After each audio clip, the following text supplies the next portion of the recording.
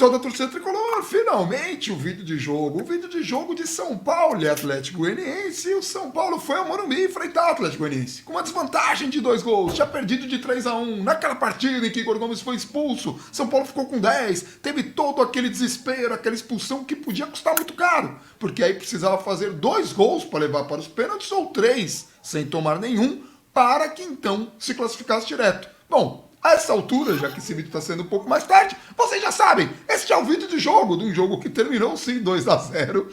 Merecíamos um placar melhor, mas foi 2-0. O Gabriel já explicará isso.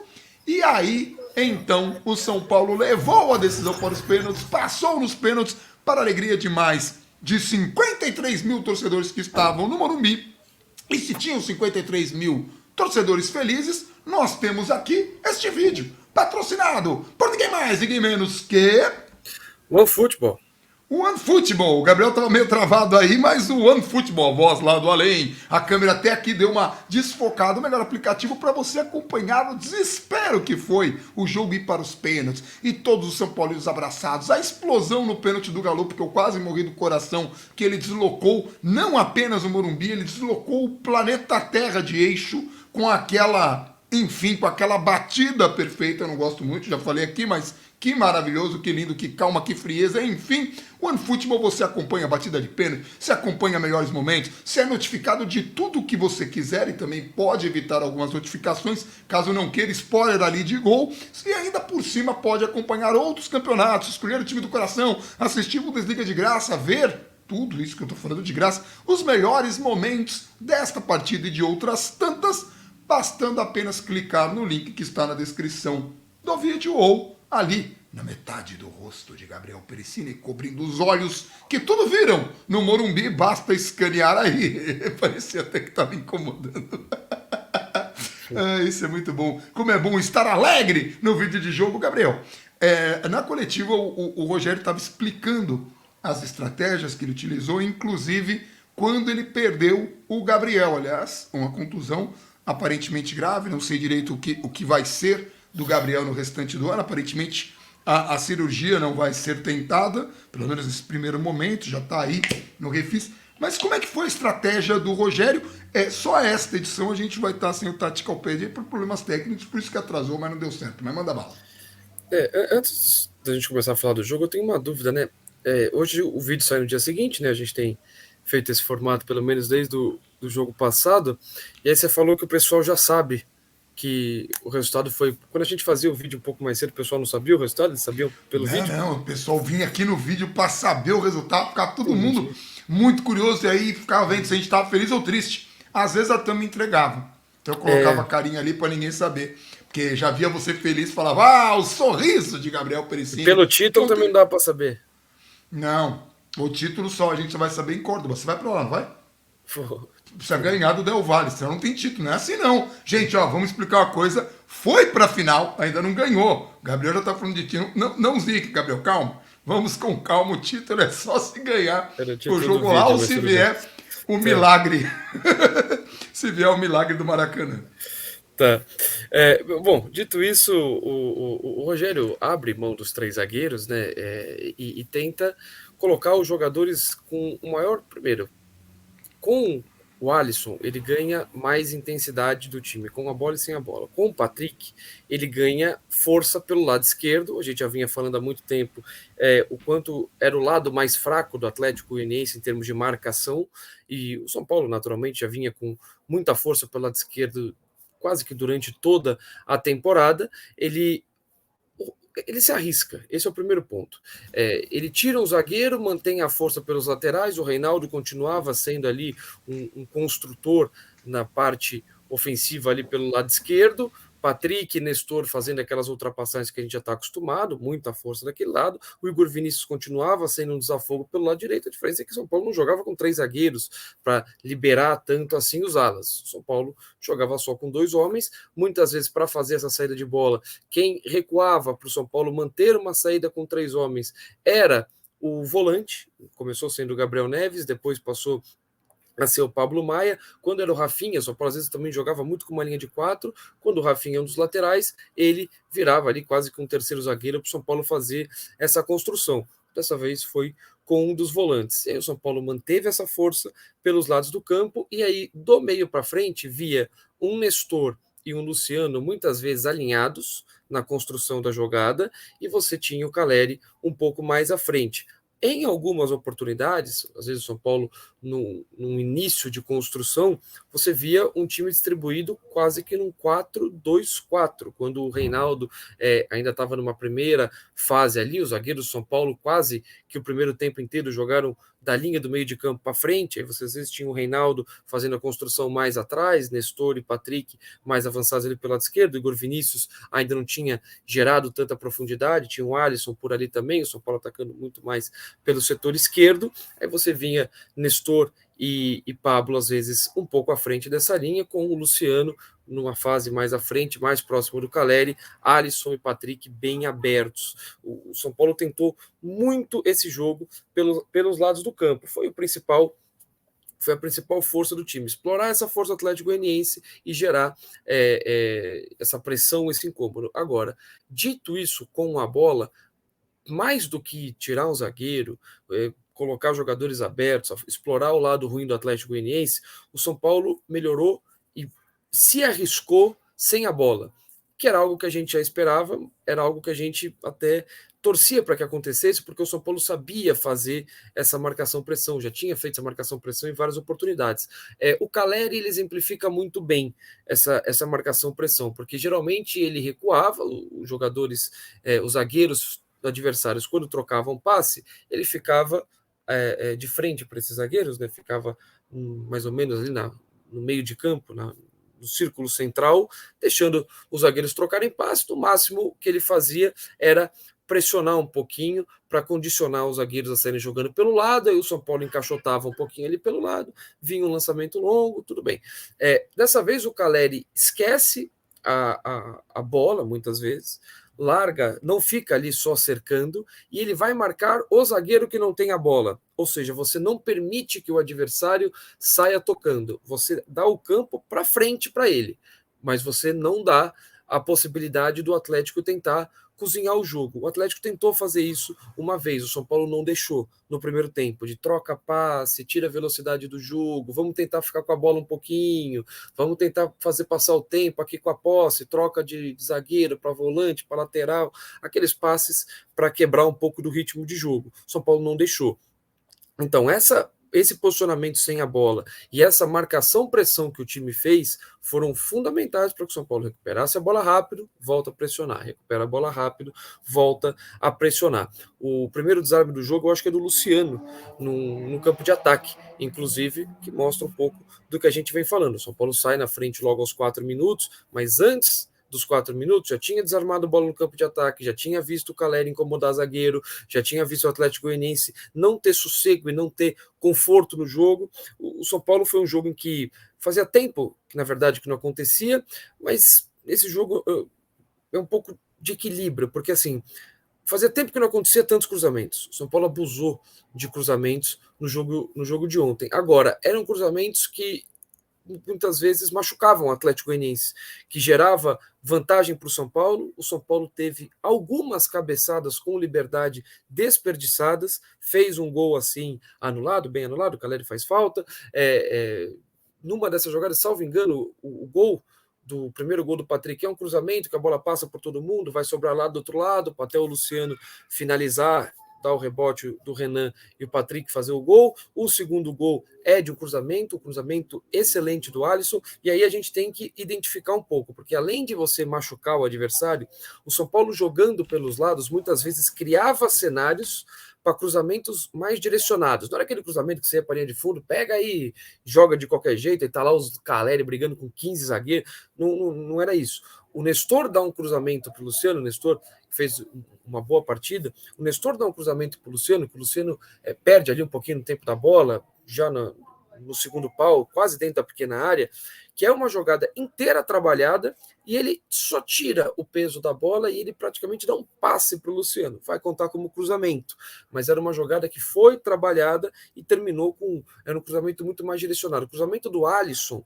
ali entre o zagueiro e o goleiro, aquela bola que o zagueiro vai em desvantagem, porque o atacante chega de frente, o zagueiro tem que virar as costas e o Patrick se antecipa e faz o gol, é um cruzamento muito bem feito. O São Paulo também teve uma quantidade considerável de escanteios, acho que foram 9 escanteios no jogo.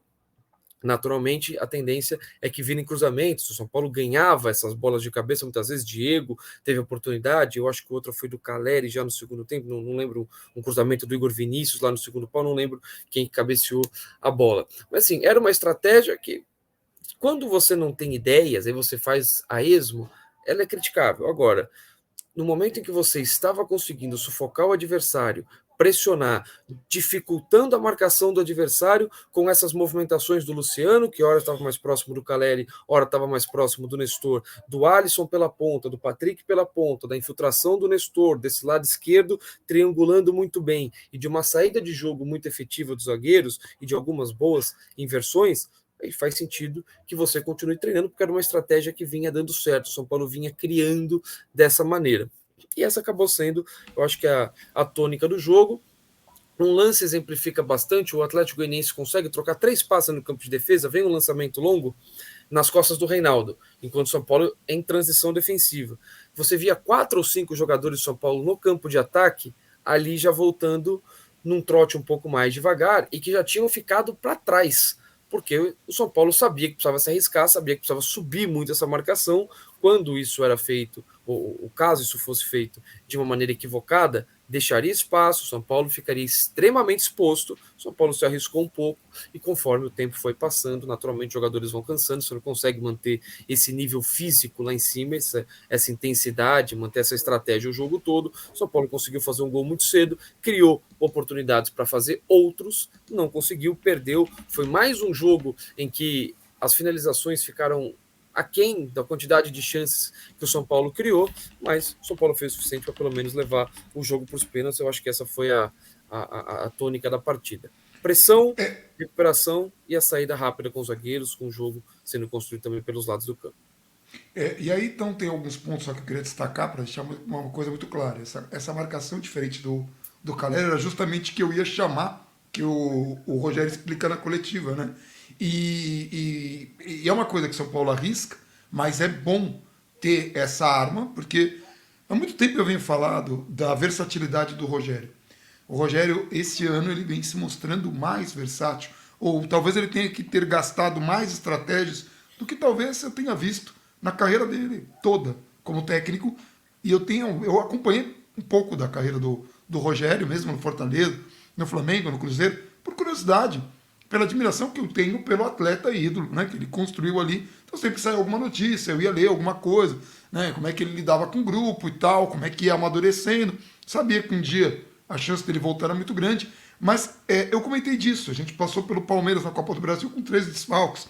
O São Paulo teve muitas dificuldades. Ontem mesmo, quando perdeu o Gabriel, coloca o Pablo, e o Pablo tem características diferentes do Gabriel Neves, né? Também vai ser um outro desafio aí para o Rogério, não sei exatamente quanto tempo vai ficar sem o Gabriel, mas, por exemplo, precisava pressionar o adversário, sabe também da força do adversário, dificilmente vai ter uma oportunidade de fazer algo semelhante contra o Flamengo, então forçava que o adversário saísse jogando, não pudesse ali amarrar o jogo, né? Forçava que o adversário tivesse essa coisa de contra-atacar e de cruzar, mostrar expediente e tal. O que muda quando entra o Pablo em relação a saída do Gabriel? Não foi uma coisa planejada. Mas o que o Rogério teve que adaptar do Pablo, e ele modifica alguma coisa no jogo com a entrada do Pablo? Ele tenta manter a estrutura coletiva, até porque, primeiro, vinha dando certo. Não fazia sentido você passa o Nestor para trás, ou coloca o Ferrarese, e aí muda a estrutura, porque aí são 3 zagueiros, de fato, com e sem a bola. Não é mais o Gabriel Neves ou o Pablo Maia como volantes, sem a bola, com uma linha de 4. Era uma estratégia que vinha dando certo, o São Paulo estava pressionando. Agora, o Gabriel Neves ele tem mais facilidade para construir o jogo, tem mais facilidade para inverter bola, que era algo que estava sendo muito bem explorado pelo São Paulo, e ele tem até um pouco mais de intensidade ali para fazer algumas antecipações no campo de ataque. Quando o São Paulo pressionava, fazia essa marcação-pressão, o Gabriel Neves ele tem facilidade nessa antecipação. O Pablo Maia é um jogador de defender ali um pouco mais o espaço, um jogador de destruir um pouco mais, ele tem a marcação melhor, e não é que ele não tenha nenhuma, mas ele tem menos facilidade de inverter as bolas, ele tem menos facilidade no passe do que o Gabriel Neves, menos qualidade técnica, né? Ali. Ele ganharia na finalização, acabou não tendo nenhum espaço, isso o Atlético Goianiense fechou bem, quando o Atlético Goianiense vinha proteger a área, o Pablo acertadamente avançava um pouquinho, recebeu bolas ali enquanto o São Paulo trocava passes no segundo tempo, pressionando, via os seus zagueiros no campo de ataque, o Pablo Maia avançava um pouco, mas a bola chegava no Pablo Maia, imediatamente tinha o jogador do Atlético Goianiense para correr e fechar o espaço de chute do Pablo Maia. O Pablo Maia deu uma finalização, mas foi numa jogada construída do São Paulo no primeiro tempo, uma triangulação muito bem feita pelo lado direito, passes rápidos, eu acho que aí depois o Luciano ou o Alisson serve de primeiro e o Pablo ele bate uma bola chapada, que tinha que chegar de frente, dando uma chapadinha nela, ele podia ter batido com um pouco mais de força, a característica dele, preferiu colocar, o Renan acabou fazendo uma defesa sossegada, mas quando ele recebia essa bola para ele ajeitar, sempre vinha um jogador do Atlético Goianiense, seria uma arma que o São Paulo teria com a entrada dele, que isso o Gabriel Neves não faz tão bem, mas o São Paulo não conseguiu explorar e foi muito mais mérito do Atlético Goianiense do que qualquer falta de posicionamento do Pablo, não quis arriscar para o gol ou qualquer coisa. Então acho que essas são as principais diferenças dos jogadores, só que acima disso tudo estava um time que estava conseguindo pressionar coletivamente forte, incomodando o Atlético Goianiense, seguindo o que eu imagino que seja o plano de jogo do Rogério, e aí o Rogério opta por manter toda essa estrutura, coloca o Pablo Maia, não inventa, não muda drasticamente nenhuma posição, troca meio que 6 por meia dúzia, não mexe em nenhuma outra posição do time, não mexe taticamente e mantém a estrutura do time. E quando ele fala assim que melhorou bastante, quando o goleiro deles caiu, eles mudaram a forma de jogar, baixando praticamente para um 4-1-4-1, deixando só o Schulling na frente, era o momento já que o Pablo estava em campo, né? Isso eram palavras do Rogério. E daí ele fala, né, que ele deixou na construção só o Léo e o Diego, né? E isso dificultou um pouco. Você sentiu alguma dificuldade nessa construção com Léo e Diego? Eu não acho que a dificuldade seja no Léo e Diego, mas quando chega nesse momento do jogo, como eu citei, o Luciano, que muitas vezes vinha, e é até por isso que ele baixava um pouquinho, para ficar alinhado com o Nestor, para que esses jogadores recebessem mais a bola. Porque quando o Atlético Goianiense baixa essas linhas, se compacta e fecha o espaço por dentro, era natural de você esperar que qualquer equipe jogue mais pelos lados do campo. O São Paulo, que tem uma força maior pelos lados e estava incomodando o Atlético Goianiense dessa forma, naturalmente passaria a se aproveitar muito mais disso. Mas quando o São Paulo fazia esse 4-2-4 com o Patrick de um lado, Alisson do outro, Luciano e Caleri na frente, faltam jogadores para fazer essa ligação. Aí você precisa ou achar rápido os dois ali do meio, com o Nestor, com o Pablo Maia, e aí é muito mais, às vezes, erro de marcação do adversário, você empurrar o adversário para trás, ou esses jogadores recuarem para buscar a bola numa fase um pouquinho mais recuada, ou você vai depender dos seus zagueiros. Que bom que o São Paulo conta com zagueiros que sabem fazer essa construção. O Diego, ele foi muito importante para condução de bola. Pegava a bola lá, às vezes na área, arrancava a bola, forçava o Atlético Goianiense todo a se retrair, não deixava o Atlético Goianiense incomodar o São Paulo lá atrás, para o São Paulo ter dificuldade de sair. A construção do São Paulo quase sempre iniciava do meio de campo para frente, e aí com o Diego e com o Léo.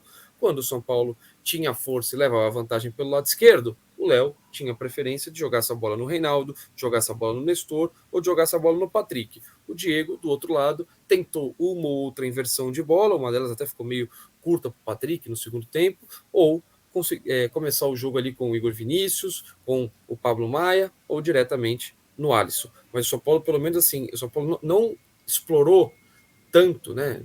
Quase não explorou, pelo menos até o 2-0, quando depois muitos jogadores começaram a sentir o cansaço muito grande, com o Vinícius, desarmando e puxando ponta do pé, Patrick, que estava absolutamente morto ali no fim do jogo, exausto. O Reinaldo Rogério também, né? Reinaldo também. E Reinaldo tinha que bater pênalti. Luciano chegou a fazer assim, sinal de substituição. Então, tudo isso pesa, obviamente, na hora de construir o jogo. Então, eu até esqueci um pouquinho o raciocínio que a gente estava fazendo, mas era provavelmente de saída de bola. O São Paulo Sim, não explorou tanto rifar a bola para o Caleri. Isso não existiu. sim. O São Paulo tentava seguir o seu plano de jogo pelo chão, tanto que o número de passes certos do São Paulo nesse jogo foi alto e não foi trocando passe de zagueiro para zagueiro. Isso pouco aconteceu, na verdade. O São Paulo quase sempre tentando jogar para frente, tentando passes no campo de ataque, só que sempre construindo pelo chão. O Caleri me parece muito desgastado. E não é cansado, é desgastado. Esse jogo físico dele vai arrebentando um pouco o jogador ao longo da temporada. Chega uma hora que Sim. ele não ganha mais, ele incomoda, ele é chato de ser enfrentado, ele dificulta muito o jogo para o zagueiro, mas ele tem passado a perder muito essas bolas, ele não tem conseguido segurar um pivô. Às vezes o Atlético Goianiense tinha um escanteio, vinha para um cruzamento, tinha uma escapada no lançamento longo, nas poucas vezes que o Atlético Goianiense chegou no campo de ataque, o zaga do São Paulo afastava, o Caleri era muito bom em dar um pivô, segurar, chamar uma falta, escorar uma bola. Ele perdeu um pouco isso, ele perdeu a efetividade nisso um pouco. O zagueiro consegue se antecipar a ele, o zagueiro consegue incomodar, impedir que ele domine a bola com tranquilidade. Me parece um pouco de um sinal de um jogador desgastado para esses duelos.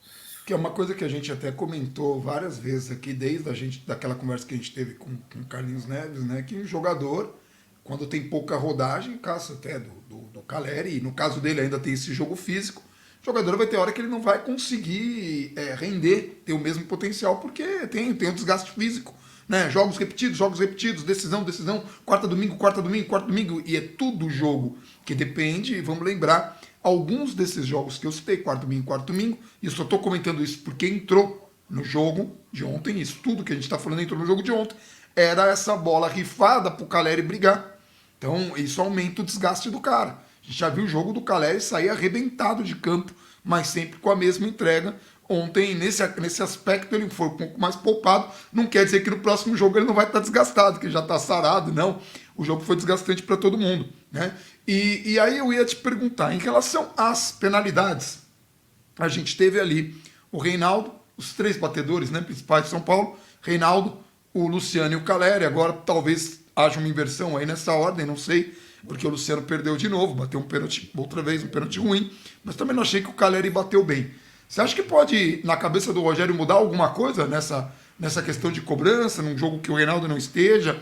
Porque o Caleri, não, né, que fez o gol, bateu bem, mas não é um cara que mostra tanta versatilidade para bater pênalti, nem Caleri, nem Luciano. Já o Reinaldo continua com aquela média absurda, você nunca sabe como ele vai bater. O Galopo ali também mostrou muito a categoria, ainda que eu não seja muito fã desse tipo de batida de pênalti, eu prefiro. E mesmo o Igor Vinícius é um cara que mostrou muita personalidade para bater. Já alguém te impressionou? Alguma coisa coloca uma pulga atrás da orelha em relação aos três batedores principais aí? Eu Claro, acho, não, Reinaldo. Eu acho que Igor Vinícius e Galopo, não pelo pênalti de ontem, mas o Igor Vinícius bateu muito bem contra o Palmeiras, bateu muito bem Sim, ontem. São pênaltis perfeitos esses dois. E o do Ceará, ele dá mais azar do que qualquer outra coisa, porque ele bate consciente, ele espera o goleiro definir o canto, tira do goleiro, sim. só que ele joga na É, trave. é. Aí acontece. Não é que ele bateu mal, o goleiro pegou, como tem acontecido com o Luciano, que bate sempre no mesmo canto. E o Luciano, de novo, ele já havia pedido para sair, ele estava com dor, acho que o último lance do jogo, o penúltimo lance do jogo, a bola vai na mão do goleiro do Atlético Goianiense, do Renan, ele pede, ele faz um sinal com a mão para esperar, e aí ele bota a mão ali de novo na perna, então assim, parece que fazia tanto sentido, e aí o Luciano vai e bate no mesmo canto, fraco, que já não parecia ter nem perna para bater, então, para Palinha em mim, 94, né? A gente já sabia que ele ia bater ali. Você não, então assim, você tinha Igor, acabado de nascer. eu não tinha essa certeza. O Igor Vinícius pode brigar por isso, o Galopo, que era um batedor de bolas paradas no Banfield, também entra nessa disputa, e o Reinaldo continua Forte. sendo O, uma unanimidade nesse cenário. Agora, em termos de substituições, eu acho que o único que vale citar alguma coisa é o Galopo mesmo, porque, novamente, né, aparece para o jogo, até a gente debateu isso um pouco na live do UOL, um jogador que, em termos de entrega, perfeito. ele se entrega, ele se movimenta. O Spímpolo disse, eu não vi isso, mas na transmissão parece que ele pediu para bater, ele Joe, ele pedindo para o Rogério para bater, o Rogério coloca ele em sexto, ele insiste, o Rogério então bate o quinto, porque O era um quinto, jogador que estava eu vi esse corte, que eu também não vi pela TV, mas eu vi um corte, depois colocaram no Twitter, o momento que o Rogério define, quer dizer, o cara tá ali com vontade provavelmente mesmo. ele entrou, provavelmente ele tem entrado no lugar do Diego. Então, assim, nesse ponto, perfeito. Para definir algumas jogadas, ainda precisa de um pouco de ajuste. É possível, provável, que ele ganhe uma oportunidade no domingo contra o Corinthians. No jogo que o São Paulo vai precisar rodar muita gente por necessidade, e aí talvez ele ganhe uma oportunidade como ganhou contra o Cuiabá. Ainda assim, não me surpreenderia se ele começar o jogo no banco, por ser um clássico, ser um adversário difícil. O São Paulo vai precisar do resultado no Campeonato Brasileiro, principalmente até o jogo contra Del Valle, né? Enquanto o foco vai estar mais ou menos dividido aí, para também não chegar ultra pressionado, para não criar um clima ruim antes da final, porque tá mal no Campeonato Brasileiro, tá não sei quantos pontos no debate, mas é aquele negócio, né? Então, talvez o Rogério ainda prefira segurar ele um pouco. No jogo de ontem, definiu algumas jogadas de uma maneira um pouco equivocada, bolas que poderia ter invertido o jogo, dominado, e bate para o gol. Mas, assim, é um jogador com vontade, não pode. Espero que ele não confunda isso com ansiedade, que eu não preciso fazer um gol porque eu cheguei, eu custei uma nota, eu tenho que, eu Mas, sou cara, o a cara. batida de Calma lá, pênalti me pareceu que já deu um alívio do tipo, tá aí, galera, espero, ó meu espero que cartão. Eu não sei, cara, eu tive essa impressão, sabe quando ele tira a camisa? Óbvio, tem um pouco da celebração, mas parecia que. Sabe, é isso que você fala. Tem um pouco da ansiedade, do cara estreado, do cara querer mostrar alguma coisa, e ele mostra no jeito mais belo que você pode mostrar, que é bater o pênalti que define, né? Quer dizer, você bate e acabou. Você bateu, fez, tira a camisa, corre pra torcida. Tem 53 mil pessoas celebrando, comemorando, que o jogador de futebol se alimenta também disso. E eu ia fazer uma última parte. Eu vou tirar o Patrick da lista. Porque mesmo que tenha um jogador que se destacou, o cara fez 2 gols. Fez 2 gols, participou pra caramba. Pra mim, eu acho que não vamos nem discutir. Pra mim é o destaque. Além do Patrick, que o Patrick, Pantera Negra, caraca, Wakanda Forever, o cara arrebentou, que bom e que excelente. Algum outro destaque que você viu ali no São Paulo que mereça uma menção, que esteja acima dos demais, ou mais uma vez é um destaque coletivo? Eu falo desse sempre, destaque coletivo. sempre, o São Paulo quase sempre vai ser um destaque coletivo. Eu acho que tudo que o Rogério errou em Goiânia, a gente falou no vídeo de jogo, ele acertou hoje, desde a escalação.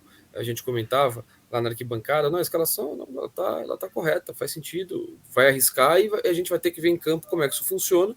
E funcionou na marcação-pressão, o São Paulo entendendo que precisava correr alguns riscos e executou isso muito bem. De novo jogou para ganhar de mais do que o resultado mostrou, né? Mas destaque individual, de novo, Léo. Assim, impressionante. Léo e Diego de novo, mas o Léo acima disso. O Turim, que era para ser o pivôzão, a referência, muitas vezes o desafogo ali, ele ia para o lado do Diego, ele não arrumava nada. Ele falou: não, pô, o Diego aqui, de repente o cara é alto, não sei o que, eu vou lá para o lado do Léo. Ele não ganhou uma do Léo. O Léo colocava o corpo, deixava a bola passar quando tinha que ir para o enfrentamento, ele ganhava no enfrentamento. Léo desarmou por cima, Léo desarmou por baixo, fez saída de bola. A fase do Léo, eu faz tempo que eu falo aqui que acho o Diego o melhor jogador do São Paulo na temporada e acho, para mim, é o melhor jogador do São Paulo em 2022. Agora, se fizer uma lista dos três, o Léo vai ficar em segundo ou em terceiro. E o Caleri vai ser o segundo ou terceiro. E assim, esses três, para mim, eles são indiscutíveis os três melhores jogadores do São Paulo na temporada, quando você olha de janeiro até agora, praticamente meio de setembro. Isso para mim, assim, é indiscutível. E aí do quarto em diante você vai começar a ter alguma dificuldade de eleger esse quarto nome, porque aí ninguém teve uma regularidade tão grande quanto esses três tiveram, nem um ponto ali de decisão tão grande, né? Talvez você pegue o Luciano, que decidiu as quartas de final contra o América. Talvez, mas assim, o Luciano Decisivo, decisivo. viveu ali um mês, acho que foi agosto, julho, né? Que ele fez ali não sei quantos gols e não sei quantos jogos, que ele veio muito bem. Antes disso, vinha muito mal. Depois disso, oscilando muito. Perdeu 2 pênaltis importantes. Poderia Sim. ter visto o São Paulo ser eliminado por Palmeiras, poderia ter visto o São Paulo cair ontem. São cenários de pênaltis, assim, não dá para você elevar todo Tirar mundo, da lista. baixar todo mundo, não, ou levar para o extremo, né? Não fez o gol de pênalti, ou tirou o gol de pênalti, é óbvio que tem um peso. A gente exaltou aqui a tranquilidade do Igor Vinícius, que ontem fez uma outra partida muito, muito boa. O Nestor foi bem, a Alisson, nova, muito importante sem a bola, como a gente citou no começo do vídeo, mais uma assistência excepcional. É outro jogo importante que o Alisson vai bem na temporada, mesmo tendo ficado tanto tempo machucado, com todo mundo bem, todo mundo 100%. O Alisson é um jogador que briga para ser titular do São Paulo, porque ele é importante. Às vezes ele é ridicularizado, porque pelo simples fato de não ser um gênio, mas é um jogador Sim. que ajuda, que é importante para o São Paulo marcar pressão, que é importante para o São Paulo ter uma intensidade com a bola, ele tem uma movimentação muito interessante, sabe sair da ponta, vir para dentro, fazer esse movimento oposto também, então ele pode jogar com o Patrick, ele pode jogar com o Nestor. Eu gosto bastante do futebol do Alisson, a gente falou isso aqui desde que ele foi contratado, então assim, o time foi muito bem coletivamente, citamos aqui o Rogério acertando, mas o Léo é impressionante a partida dele de E aí, hoje. um último comentário em cima disso que você falou do Igor Vinícius, ele é um cara que me surpreende muito, cara, porque assim, ele chega no São Paulo, oscila, faz uns jogos muito ruins e tal, aí o São Paulo contrata Daniel Alves e o São Paulo contrata o Juan Ô, Fran. Fran, Aí a gente fala, nunca mais vai jogar. Aí ele melhora absolutamente e vez ou outra é utilizado e tal. Daí volta a oscilar, Daniel Alves vai embora, o Juan Fran vai embora, aí contrata o Rafinha, a gente fala, agora é o Rafinha. E aí ele consegue dar um jeito de jogar com o Rafinha, né? Como ele jogou com o Daniel Alves e como ele jogou com o Juanfran, o Igor Vinícius. Sempre dá um jeito de se adaptar ali, tá disponível, né? E às vezes ele entrega. É como você já comentou mais de uma vez, muitas vezes erra nas tomadas de decisão, né? Inclusive naquela bola mais difícil que ele tentou ali meter no meio da perna do jogador, quando poderia ter, né, contra o Cuiabá, podia ter ali o São Paulo virado uma partida improvável, com um jogador a menos, a expulsão do Wellington tinha pesado bastante, o resultado que o São Paulo precisava, mas de novo, enfim, um vídeo de jogo pra gente celebrar. Lembrando que agora a gente sempre vai ter, depois dos jogos, o jogo rápido, o vídeo de jogo entra no dia seguinte, aí já devemos ter de volta o suporte ali do Tactical Pad pra gente conseguir colocar tudo isso que o Gabriel fala explícito, né, graficamente representado, e aí a gente deve fazer disso. Esses são os testes que a gente já está fazendo para a nossa temporada seguinte, porque a gente está fazendo a nossa pré-temporada aqui, ajeitando as coisas. Tá tendo mais live também. Eu não vou prometer, mas talvez a gente consiga fazer alguma manhã, se der tempo, a gente tenta fazer. E é isso. É isso? Um último registro, acho que é válido também, dois últimos registros. Tá, dois. Em 13, São Paulo perde para a Ponte Preta, semifinal da Copa Sul-Americana. Em 14, São Paulo perde uma nova semifinal sul-americana para o Atlético Nacional. Em 15, perde uma semifinal de Copa do Brasil para o Santos. Em 16, perde uma semifinal de Copa Libertadores para o Atlético Nacional. E aí volta a uma Roubado pra semifinal. caramba. Sim. Só. E aí volta a uma semifinal, se eu não estou enganado aqui pela memória, em 2020, contra o Grêmio também na Copa do Brasil. Merecia passar. Esses foram as semifinais dos últimos 10 anos que o São Paulo enfrentou e não venceu, semifinais de competições relevantes, expressivas, para usar a expressão do Rogério, desde da última semifinal vencida pelo São Paulo em 2012 na Copa Sul-Americana, quando foi campeão. Agora o São Paulo volta a uma final de uma competição relevante 10 anos depois para tentar buscar esse título que daria alguma tranquilidade. Ontem, 53.988 torcedores, por uma renda de pouco mais de 5 milhões e 800 mil reais. Somando com a renda do Atlético Goianiense, são 12 milhões de reais só em 2 jogos de receita. O São Paulo atingiu, no mínimo, a sua meta financeira da Copa Sul-Americana, que era chegar na final, pode ir além, pode ganhar um título, significaria mais dinheiro.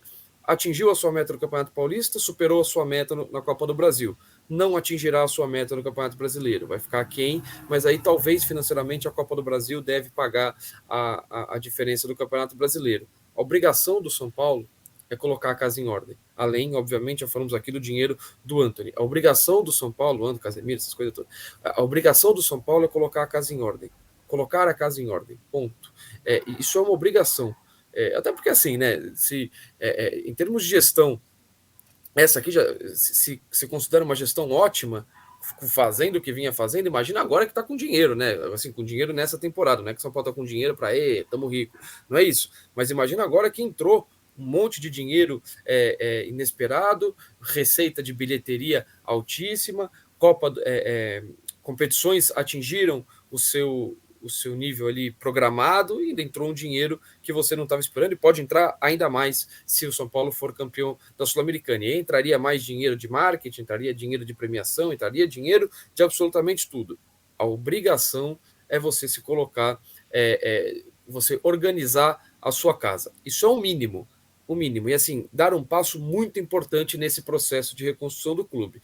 Por fim, a noite de ontem do Morumbi vai ficar certamente marcada como uma das noites mais insanas, mais absurdas que um São Paulino viveu nos últimos anos. Não pela vitória que a gente citou de 10 anos sem vencer uma semifinal relevante, uma semifinal importante, mas pelo clima, pelo ambiente, pela insanidade após o fim do jogo. São Paulo já viveu muitas noites muito importantes no Morumbi, climas fantásticos, até na época em que você pelo menos podia acender sinalizador, receber o ônibus de uma maneira mais próxima do que deixam fazer hoje, mas o gol do Galopo, né, a batida de pênalti do Galopo, se você tivesse 10 câmeras espalhadas pelo estádio, focando só no torcedor, você ia achar todo tipo de gente, você ia achar toda a insanidade guardada em 10 anos de angústia, de problemas, meio que sendo jogadas ali. Morumbi foi muito importante ontem para o São Paulo conseguir reverter o resultado. Se fosse sempre assim, o São Paulo certamente teria resultados melhores, não estaria longe disso, porque a gente já falou, o problema é mais embaixo, o problema é mais em cima, né? Não tem estádio pulsante que salve as irresponsabilidades de gestão que o São Paulo tem cometido em tanto tempo, mas o São Paulo certamente teria muito mais competição, porque o clima antes do jogo, o clima durante o jogo, a hora do gol, abraçando, o momento que o São Paulo cansa e a torcida continua empurrando, e o segundo gol, e o momento dos disputa de pênaltis, eu acho que tudo isso foi muito importante para o time conseguir reverter o resultado, que era difícil. Uma coisa é você ganhar o jogo, outra coisa é você ter que entrar com sendo favorito para reverter o 2-0, é difícil. O São Paulo jogou para reverter, o São Paulo novamente criou para fazer até mais gols. Tanto que eu volto a destacar, o São Paulo tinha uma estratégia para não deixar o adversário cozinhar o jogo já pensando nisso. Se não precisasse ganhar de 2-0, não precisaria dessa estratégia diferenciada ali do Caleri pressionar, não deixar o time tocar a bola na defesa. Quer dizer, já foi pensando nisso. E você corre riscos também, né? Sim, fazendo isso. E você muda o jeito de jogar, não é? Como a gente já falou, não é videogame você aqui, né? Você desgasta seus jogadores. É um jogo de necessidade. O segundo tempo do São Paulo, cara, que é uma preocupação, depois a gente discute isso em relação ao Del Valle, mas o Del Valle me parece uma equipe muito mais inteira fisicamente que o São Paulo. E mais inteira. Sim, e os caras jogam em altitude, né? E você sai da altitude, os caras estão pimpão, né? Os caras estão fortão, né? Eles não vão jogar na altitude. A gente leva esse assunto para antes de Copa. Já que você me permite, só uma criticazinha aqui, né, cara? Europa, América do Sul, América do Sul. Pô, jogo único. Jogo único é catástrofe. É catástrofe. A morte. O jogo deveria ser um jogo lá no Equador, um jogo no Morumbi. O São Paulo, com a melhor campanha, jogaria a segundo jogo em casa. O São Paulo merecia. Imagina a insanidade que ia ser. Pô, estragam.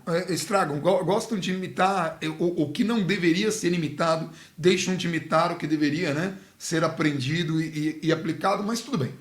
Hoje é vídeo de alegria e de festa e a gente precisa celebrar muito até domingo, porque domingo já tem jogo. A vida segue. O mundo segue. Não vai parar não acabou a temporada. De setembro até 1º de outubro, não. Né? Não acabou a temporada, mas a gente pode ficar feliz. Nós podemos ficar felizes até lá. É isso? É isso. A gente vai ficando por aqui. Um abração para todo mundo e vamos, São Paulo. Vamos, São Paulo.